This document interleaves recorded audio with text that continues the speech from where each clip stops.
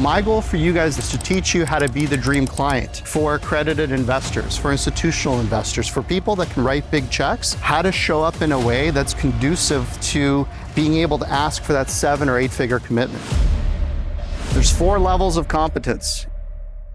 I want to show you guys how to be able to think 3 years, 5 years, 10 years into the future, and then parlay that vision into a structure where your investors can see it too.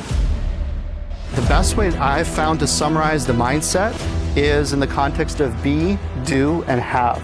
All 3 of those personalities are present in you.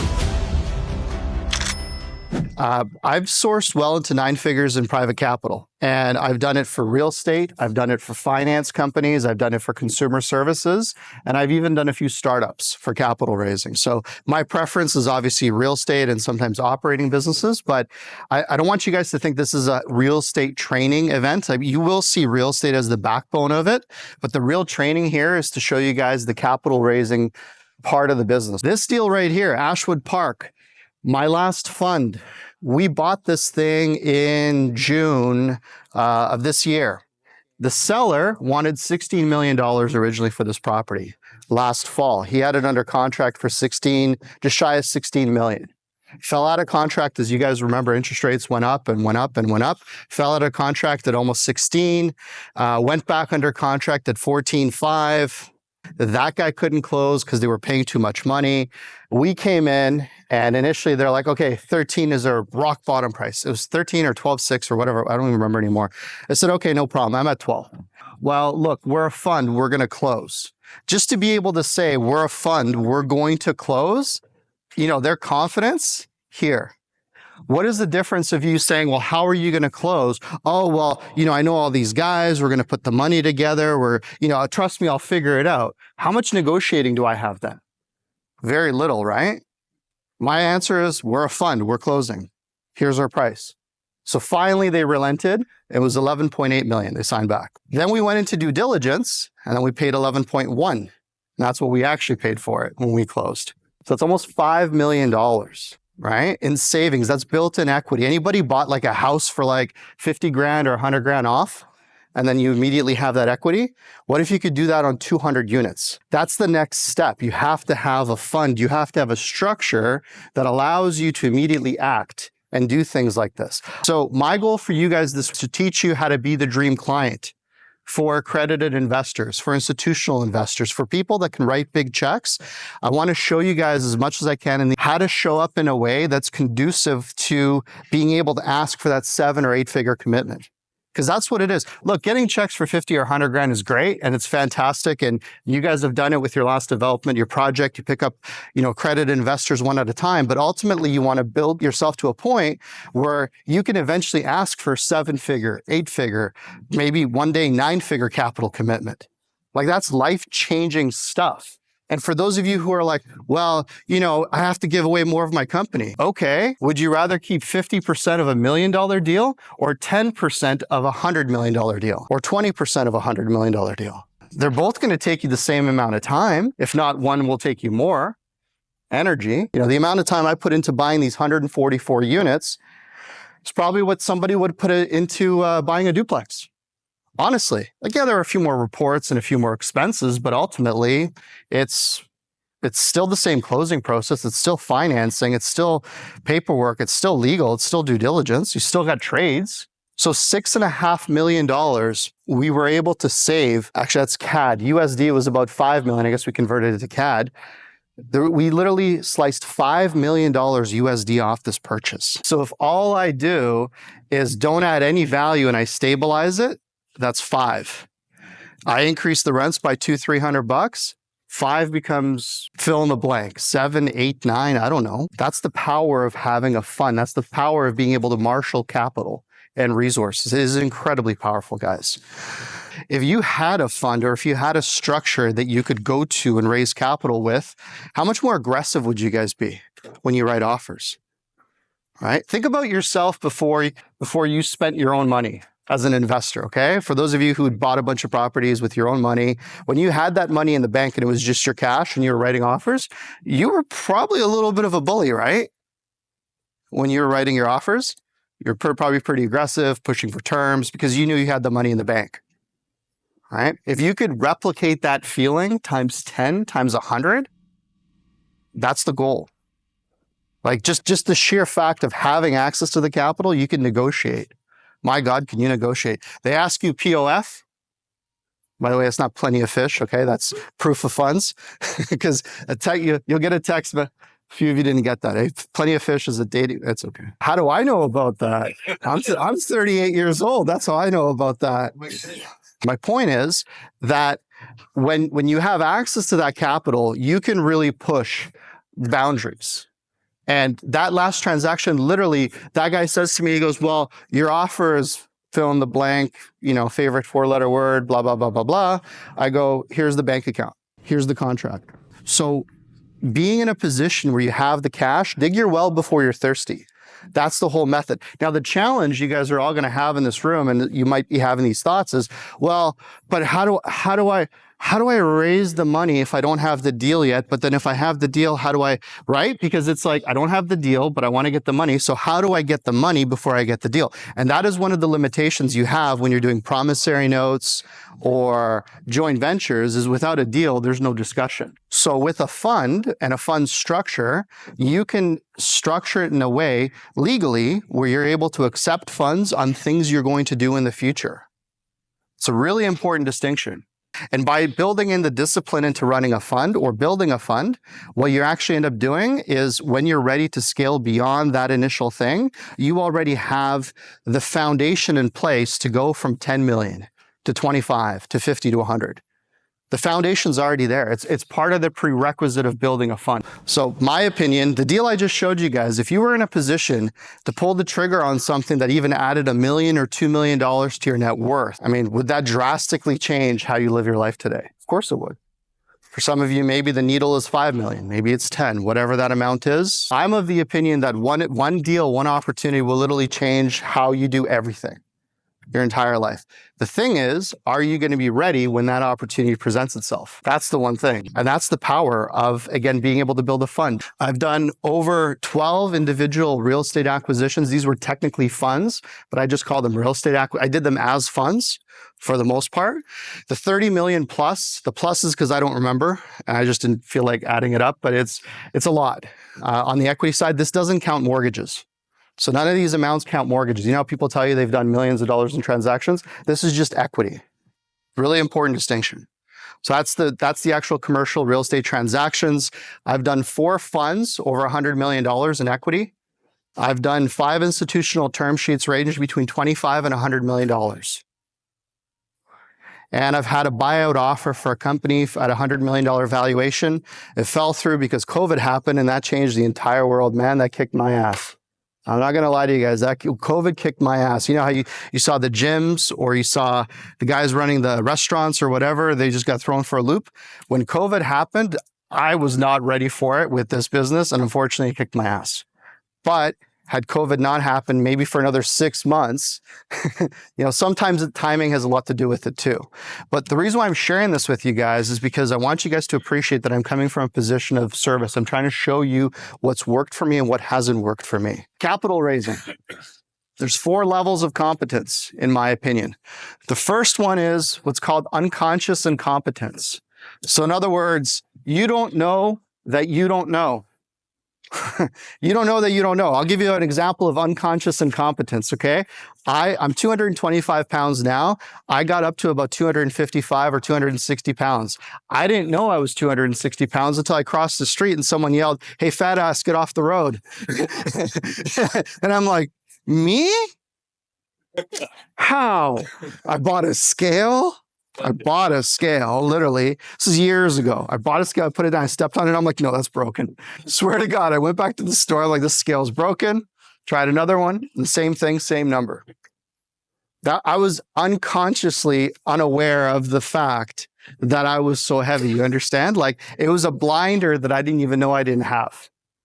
So some of you, in the context of capital raising, you may be unconsciously incompetent. Like, you literally don't know that you don't know.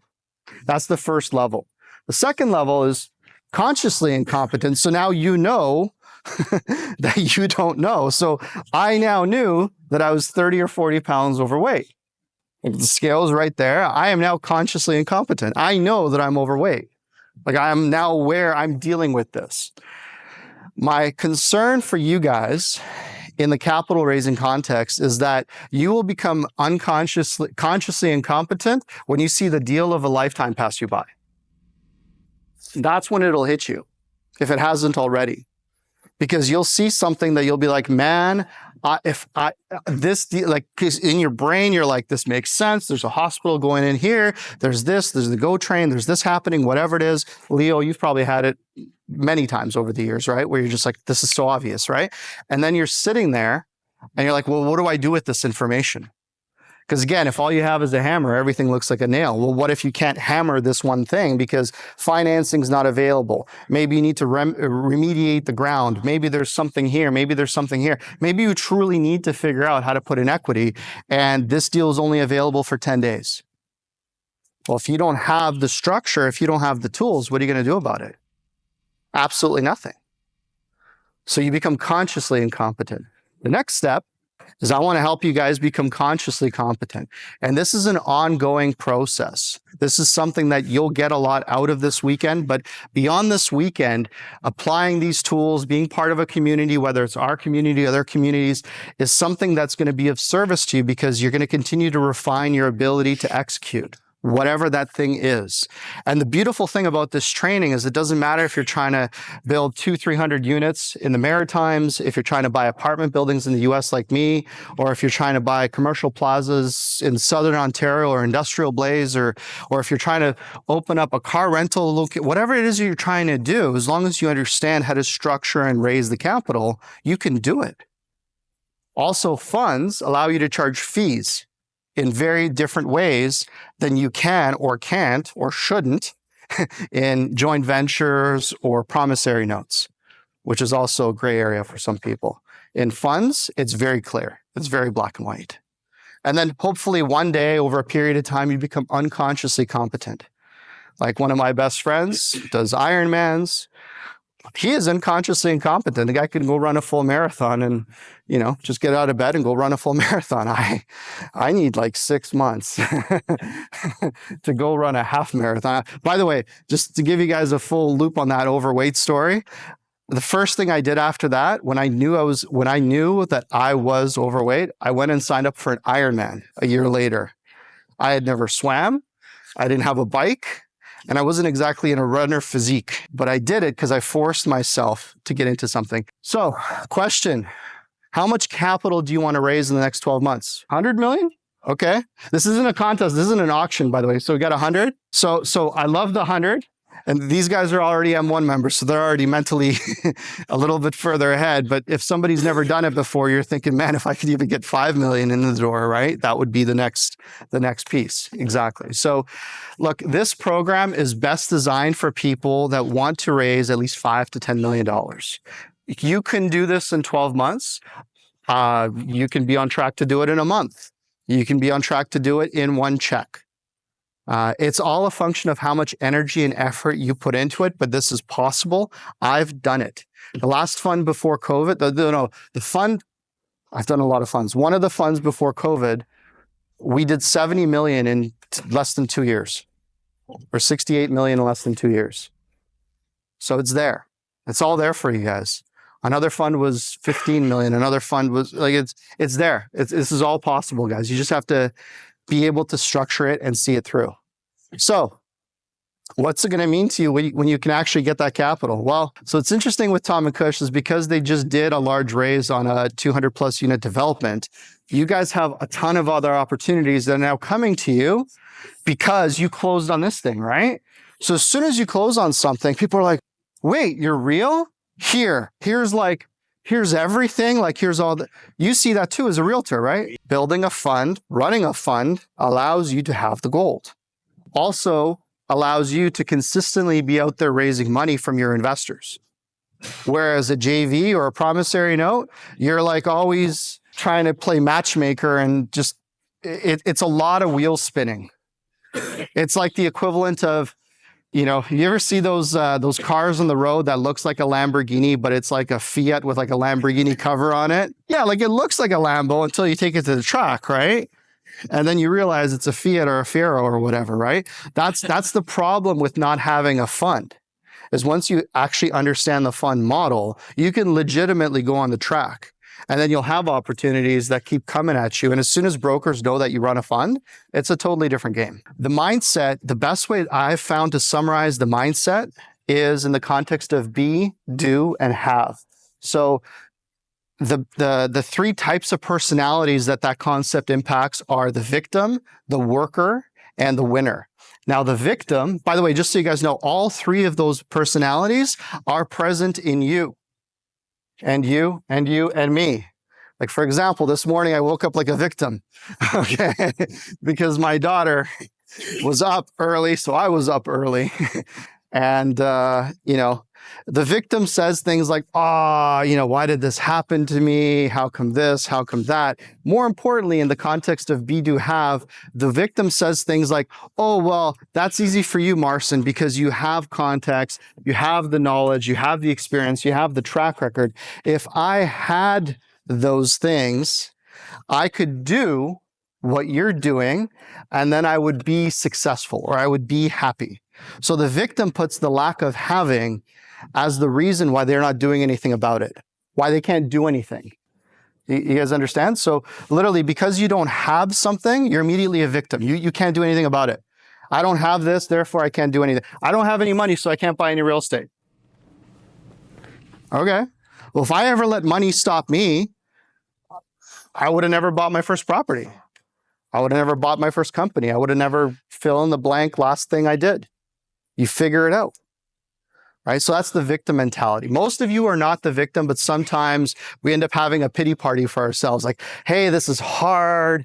This sucks. Like, I've been trying this for, if only I had, the right assistant, if only I had the right spouse, if only I had the right partner, if only I had the right whatever, fill in the blank. We all fall into that victim mentality sometimes. Like this morning, I'm like, oh, if we only had a nanny here in Toronto, she could have dealt with my daughter, blah, blah, blah, blah, blah. Like we all have it, right? Like it's just at 3 a.m, it seemed like a reasonable thought, right? Like it's just, she comes in with a full, anyway, you guys have kids, so you guys get it. Anyway, so that's the victim in the context of capital raising. The next person is the worker. So the worker will say things like, oh, I got to get this done because I got to have this commission check, because once I get this commission check, I can be more present with my kids. I can be more available to my spouse. I can be, happy. I can be relaxed. So the worker is constantly having to do something in order to get something before they can feel a certain way. I lived my 20s this way, my entire 20s, and a good portion of my early 30s now that I think about it, where it was always the next thing, the next deal, the next opportunity, the next outcome, the next thing I had to do, because I equated the person I was to the things I did. Does that make sense? Like that was my identity. There are people very close to me in my life that are very high up in certain organizations, public and private, and their identity is rooted in that identity. Pardon me, their identity is rooted in that role. So they're like, once they retire, like one of them I'm really worried about because I don't know what this person's going to do, because their identity is all consumed in that role, right? Because they live in that worker state. That they need to do X to have the notoriety, to feel valued, to be, that person. That's their role. So that's the worker mentality. The one that hits different in the context of capital raising is the victor. And the victor thinks not, well, that's easy for you, Marcin, or that's easy for you guys, or, I could do that if I had the same experience they had, or blah, blah, blah, blah, blah. The victor thinks in the context of this. Who do I need to become to be able to do what's required to have the outcome I want? This is easier said than done, but this is the one thing that continues to be my North Star, my compass in my life, because I literally have this above my desk. And it's one of those things that whenever I come across something I can't handle, I ask myself the question of, okay, well, what am I missing? Who do I need to know? Who do I need to become? What am I not seeing to solve this issue? Because some other people have solved this issue. It's there. So what am I missing? Like, what is it about me that I am missing that is not giving me the ability to execute this correctly? And it's a different thought process because you go from being a victim to a victor. You are now empowered to do something about it. And the reason why I go through this with you guys here this weekend is because as I share other things, at some point your cup is just going to go full and you're going to go, okay, I'm out. Like you won't, hopefully you don't stand up and say that, but in your head, you're going to be like, all right, like my cup's full. This isn't for me. It's too much. I feel that way when I play video games with kids, you know, like I get my ass kicked at every level. I can't compete. Like it's just too much to learn, right? Like it's just immediately like you're frustrated, you're out, you're done, right? My whole thing with you guys here is that's fine, but just be aware of those limiting thoughts you have. This is really important for capital raising because I'm telling you right now, it is not the deal that will sell you. It is you that will sell the deal. So, question for you guys. Who do I need to become if you've never raised any money to raise your first $1 million? So the next piece, your mindset. We talked about it, the victim, the worker, and the winner. So how do you address that mindset once you identify it? Well, it all starts with reframing your thoughts. So the number one issue people have in their mind is they think things like, what if I fail? Well, I think that all the time, guys. I just don't say it that way. I say, how do I manage my risk? Like this, I see risk. How do I manage my risk? So it's the same thing. You guys understand? Like it's the same thought. What if I fail? Because there's risk. Okay, how do I manage my risk? So this one empowers me to do something about it. I can take action on this. I can actually address the devil or the demon or the issue that I'm potentially facing. Whereas if I just say something like, what if I fail? Well, okay, well, that doesn't give me room to do anything. Another question, I don't know where to start. Who can I learn from to feel more confident? I'm 17, 18 years old. I'm slugging real estate signs because for me at that age, I thought real estate brokers had it all figured out. And I still learned a lot. It was my way in the business. Now at my age, I pay for mentorship. I was just telling Tom and Kush, I'm part of a mastermind. We're just heading down to Costa Rica here for about a week. Then I've got another mastermind. I mean, I spent a lot of money on this stuff. Easily 6 figures a year, like easily. I'm not saying that's what you need to do. It's just what I do. Because for me, it's too expensive to make the mistake. You guys understand? Like it's too expensive, not just financially, but time-wise. Like I don't want the 6-month learning curve. I'll pay for the speed of the time today. And I'll listen to someone else that went through that same experience and they'll say a few things where I'm immediately like, okay, shit, scrap that, do this, change this. I got on a call with a mentor Thursday about something. I shared my screen within 60 seconds. You tore me apart, repositioned a whole bunch of stuff, gone. Probably saved me 20 grand in 30 seconds. Things that I'm unconsciously incompetent. I didn't know that I didn't know certain things. You guys understand? Like I didn't know. So it just, the value there is for me, tremendous.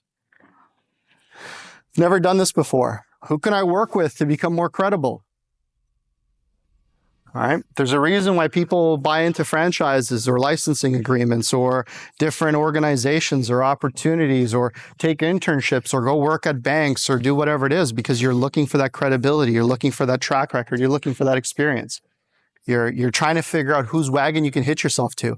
I got a job in PE when I was 20 or 21. I showed up in Calgary. I didn't even know what they were going to pay me. I didn't care. I'm serious. I didn't ask for a contract. I didn't ask for anything. I just wanted to show up before they changed their mind. Honestly, I was just like, they're like, okay, you're in. I'm like, great. I'll be there next week. They're like, yeah, we're in Calgary. I'm like, beautiful. They're like, you're in Toronto. I'm like, yeah, I'm going that way anyway. I'll figure it out.